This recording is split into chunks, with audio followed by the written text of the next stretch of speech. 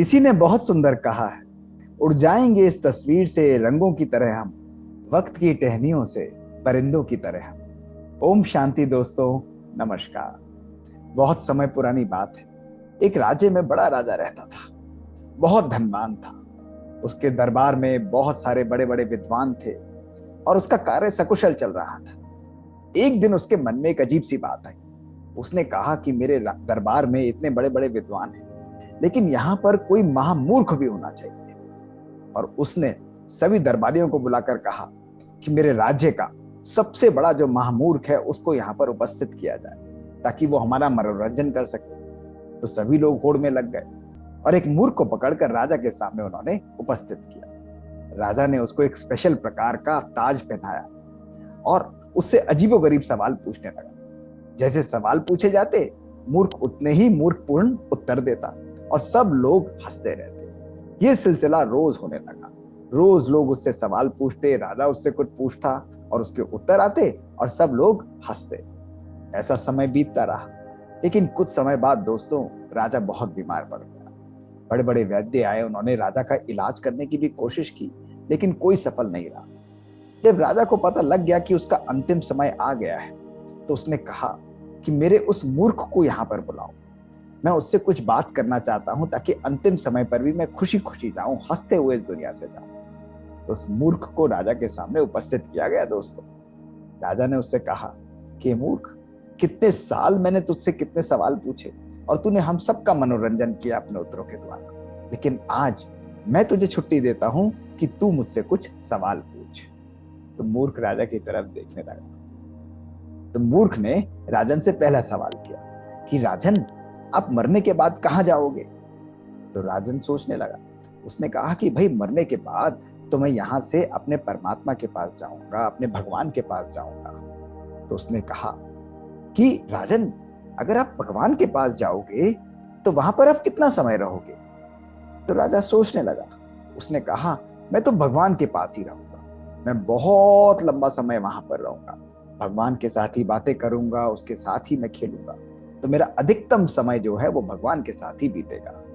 तो मूर्ख राजा को देखकर मुस्कुराते हुए पूछा कि राजन, अगर आप वहां पर पूरा समय रहोगे, तब तो वहां के लिए आपने बहुत बेहतरीन तैयारियां की होंगी, खूब बड़े बड़े इंतजाम किए होंगे, ताकि वहां पर आपको कोई कष्ट ना हो, वहां पर आपका जीवन सुखमय हो, वहां पर आप सदा आनंदित रहें।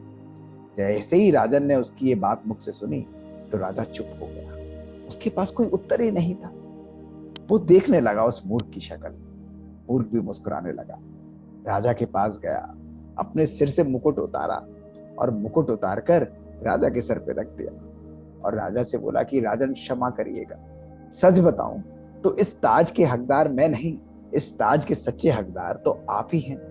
और उसने आगे कहा कि राजन, जहां रहना ही नहीं, वहां इतना बड़ा राज्य, इतना सारा सामान, इतनी ढेर संपदा, और जहां हमेशा के लिए रहना है वहां के लिए कोई इंतजाम नहीं। ये कैसी समझदारी है राजन? और ऐसा कहकर वो मूर्ख मुस्कुराते हुए वहां से चला गया और राजा ने अपनी आंखें बंद कर दी। दोस्तों, अगर हम देखें तो हमारे जीवन की भी यही सच्चाई है।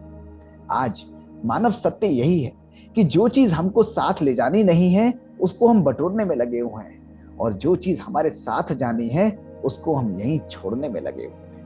तो दोस्तों, जब हम इस संसार से जाते हैं तो अपनी धन संपदा वो हम अपने साथ लेकर नहीं जाते, लेकिन अपने किए हुए कर्म जो हैं, हमारे संस्कार जो हैं, वो हम सदा अपने साथ लेकर जाते हैं। और वही हमारी सच्ची धन दौलत है, वही हमारी सच्ची कमाई है, जो हमें अगले जीवन के अंदर सुकून और शांति देती है। तो दोस्तों, जरा अपने खजानों को चेक करिए कि क्या क्या हमने उसके अंदर बटोरा है। सामान तो दोस्तों बहुत लिया है, लेकिन बहुत जरूरी है कि कुछ पल अपने जीवन में सुकून, कुछ पल अपने जीवन के अंदर आनंद और शांति, प्यार और पवित्रता, ऐसे श्रेष्ठ कर्म करते हुए इसका भी खजाना हम अपने जीवन में दोस्तों भरपूर रखें। किसी ने बहुत सुंदर कहा है, बहुत अजीब सा नजारा है इस गजब की दुनिया का, बहुत अजीब सा नजारा है इस गजब की दुनिया का। लोग सब कुछ बटोरने में लगे हैं, खाली हाथ जाने के लिए। पर दोस्तों, हम खाली हाथ नहीं जाएंगे। हम परमात्मा को याद करके, उनकी स्मृति में रहकर, श्रेष्ठ कर्म करके अपना आत्मिक उन्नति को बढ़ाते हुए अपने संस्कारों का श्रेष्ठ खजाना अपने साथ लेकर जाएंगे, जो हमें सदा सुख और शांति प्रदान करेगा। ओम शांति। एक बारी एक राजा अपने मंत्रियों, सेनापति और सेना के साथ जंगल की सैर पर निकला। सारा पानी खत्म हो चुका था। दूर उसे पेड़ के नीचे पास एक कुटिया थी, वहां पर बैठा हुआ एक व्यक्ति दिखाई दिया। वहां पर मटका भी रखा हुआ था। उसने उस व्यक्ति से कहा कि ए अंधे, मुझे एक गिलास पानी दे। तो अंधा बहुत क्रोधित हो गया। उसने कहा, जा, तेरे को तो बात करने की तमीज नहीं, मैं तो तुझे एक बूंद पानी भी नहीं दूंगा, तू यहां से चला जा।